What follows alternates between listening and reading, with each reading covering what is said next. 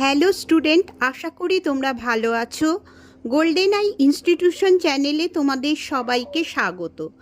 আজ আমি তোমাদের 2026 সালের মাধ্যমিক পরীক্ষার জন্য বাংলা রচনার সাজেশন দিয়েছি।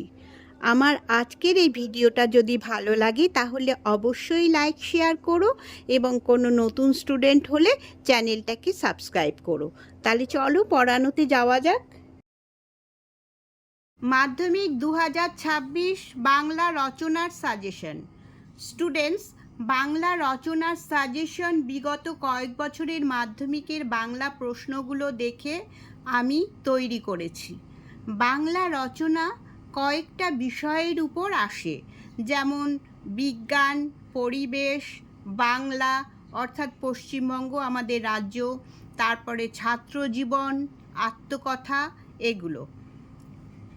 এবার বাংলা রচনায় বিজ্ঞান বিষয়ক রচনাতে সাজেশনে আমি দিয়েছি 1 নম্বরে বিজ্ঞান ও কুসংস্কার, আর 2 নম্বরে দিয়েছি বিজ্ঞান আশীর্বাদ না অভিশাপ অথবা বিজ্ঞানের ভালো মন্দ।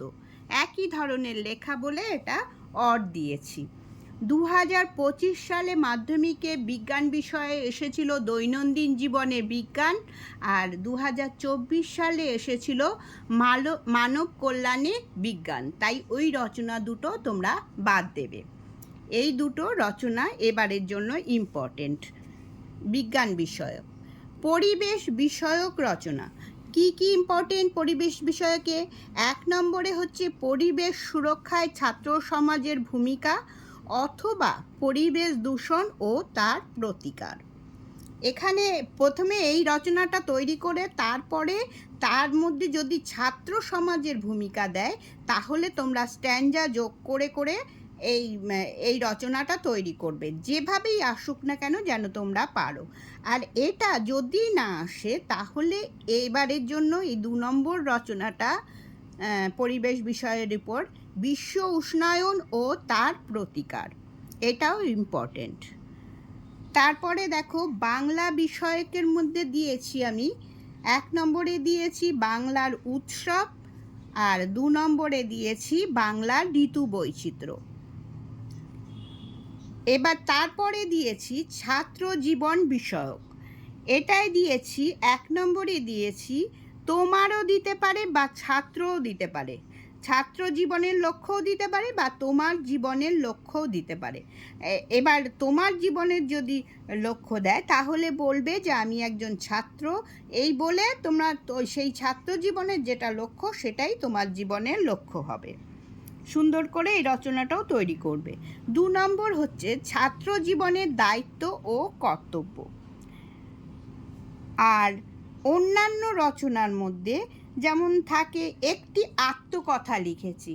আত্মকথা বিভিন্ন ধরনের আসতে পারে, ধরো একটি নদীর আত্মকথা বা একটি গাছের যেমন বট গাছের আত্মকথা, একটি রাজপথের আত্মকথা, গ্রামের আত্মকথা।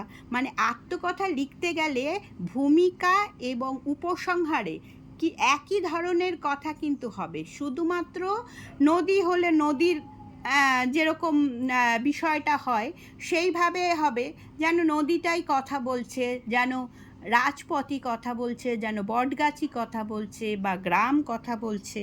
হ্যাঁ, সেরম করে সুন্দর করে এটা আত্মকথা একটা শিখে রাখবে। এর যে স্ট্রাকচারটা সেটা একই ধরনের হবে, ঠিক আছে? আর 2 নম্বর হচ্ছে একটি ভ্রমণের অভিজ্ঞতা। আশা করি এর ভেতরেই তোমরা রচনা দুটো তো পাবেই, 3টেও পেয়ে যেতে পারো। তাহলে আজ এই পর্যন্তই। তোমরা সবাই ভালো থেকো।